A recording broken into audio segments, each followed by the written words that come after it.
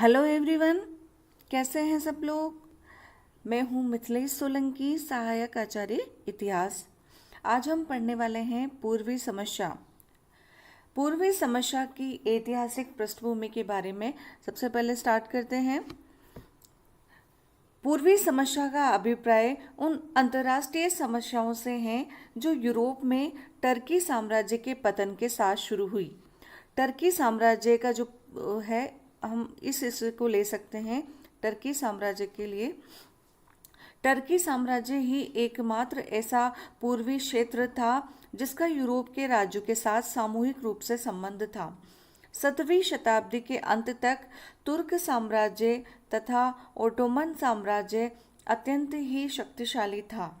रूसी साम्राज्य के बाद यूरोप में क्षेत्रफल की दृष्टि से यह सबसे बड़ा साम्राज्य था तथा बोस्निया, सर्बिया, यूनान, रोमानिया, बल्गारिया आदि इस विशाल साम्राज्य के अंतर्गत आते थे। इस साम्राज्य के निवासी धर्म, भाषा और रक्त आदि में तुर्कों से सर्वथा भिन्न थे और तुर्कों ने इन लोगों को अपने साम्राज्य में आत्मसात करने का कोई प्रयत्न नहीं किया, बल्कि वे उनका शोषण करते थे। 18वीं शताब्दी के आरंभ में इस साम्राज्य की निर्बलता के लक्षण प्रकट होने लगे थे। 1815 के बाद तो साम्राज्य की शक्ति तेजी से क्षीण होती गई, क्योंकि साम्राज्य के अधीन कुछ देश तुर्क साम्राज्य के शोषण से मुक्त होकर स्वाधीन होने के लिए उतावले होने लगे। ऐसी परिस्थितियों में तुर्क साम्राज्य का विघटन अवश्यंभावी हो गया। अब यह प्रश्न उठा कि तुर्क साम्राज्य का अंत होने पर उसका स्थान कौन ग्रहण करेगा। यह जो प्रश्न था ये बड़ा इम्पोर्टेंट था विश्व समुदाय के लिए। साम्राज्य के स्थान पर अन्य छोटे छोटे राज्य हो अथवा तुर्क साम्राज्य को विघटित होने से रोका जाए। इन्हीं समस्याओं को पूर्वी समस्या कहा जाता है। पूर्वी समस्या भिन्न भिन्न समयों में भिन्न भिन्न रूपों में प्रकट हुई। प्रारंभ में ऑस्ट्रिया ने तुर्की की पतनोन्मुख समस्या से लाभ उठाना चाहा और बाद में ये समस्या रूस और तुर्की की प्रतिद्वंद्विता के रूप में प्रकट हुई। 1820 के बाद जब यह बात स्पष्ट हो गई कि रूस तुर्की की साम्राज्य की निर्बलता का लाभ उठाकर उसे हड़पना चाहता है, तब इंग्लैंड, ऑस्ट्रिया और फ्रांस भी अपने हितों के लिए इस समस्या में कूद पड़े। इस प्रकार यह एक अंतर्राष्ट्रीय समस्या बन गई। पूर्वी समस्या के प्रति यूरोपीय महाशक्तियों के भिन्न भिन्न हित तथा उनकी भिन्न भिन्न नीतियां रही। अतः सर्वप्रथम हम इन यूरोपीय महाशक्तियों के हितों और उनकी नीतियों का उल्लेख करते हैं। यूरोपीय शक्तियों के स्वार्थ। सबसे पहले रशिया की हम चर्चा करेंगे कि जो रशिया था वो इस एरिया से क्या चाहता था, उसकी क्या अभिलाषा थी। पूर्वी समस्या में विशेष रुचि थी इस रशिया की। रूस चाहता था कि तुर्की साम्राज्य को विघटित कर दिया जाए तथा कॉन्स्टेंटिनोपल पर रूस का अधिकार हो जाए। यदि कॉन्स्टेंटिनोपल पर अधिकार करना संभव न हो तो तुर्की के सुल्तान पर रूस का प्रभुत्व स्थापित किया जाए, ताकि सुल्तान रूस के आदेशानुसार कार्य करे। रूस की पूर्वी समस्या के प्रति इस नीति का कारण ये था कि रूस के पास ऐसा कोई भी समुद्र तट नहीं था जो व्यापार के लिए हर समय खुला रहे।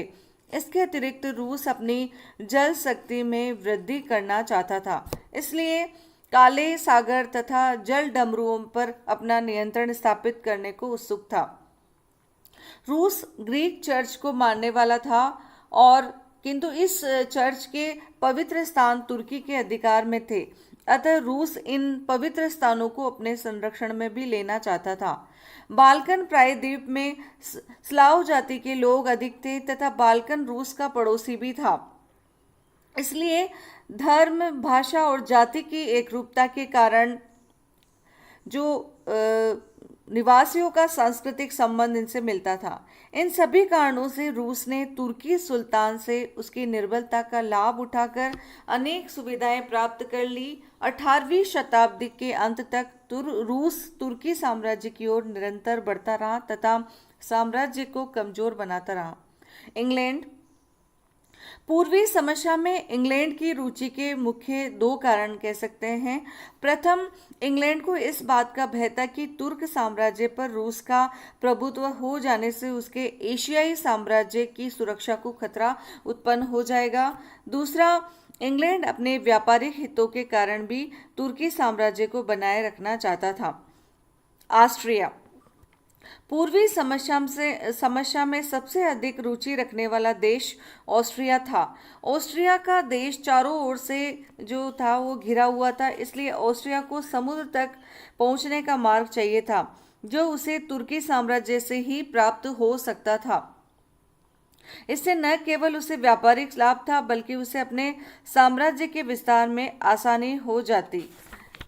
फ्रांस। पूर्वी समस्या में फ्रांस की जो रुचि थी वह राजनीतिक न होकर धार्मिक एवं व्यापारिक थी। तुर्की फ्रांस का पुराना मित्र था, इसलिए फ्रांस को तुर्की साम्राज्य में विशेष व्यापारिक सुविधाएं प्राप्त थी। फ्रांस की धार्मिक रुचि ये भी थी कि वह बहुत पहले से वहां के रोमन कैथोलिकों का संरक्षक था। जर्मनी। पूर्वी समस्या में जर्मनी की केवल एकमात्र रुचि ये थी कि वह इस क्षेत्र में रेल लाइन बनाना चाहता था ताकि उसके व्यापार का विस्तार हो सके। वस्तुतः यूरोपीय महाशक्तियों के पारस्परिक स्वार्थों तथा टर्की साम्राज्य की पतनोन्मुख स्थिति के कारण ही पूर्वी समस्या उत्पन्न हुई। इस समस्या को एक गठिया रोग की संज्ञा दी जाती है जो कभी टांगों को तो कभी हाथों को असक्त करता रहता है।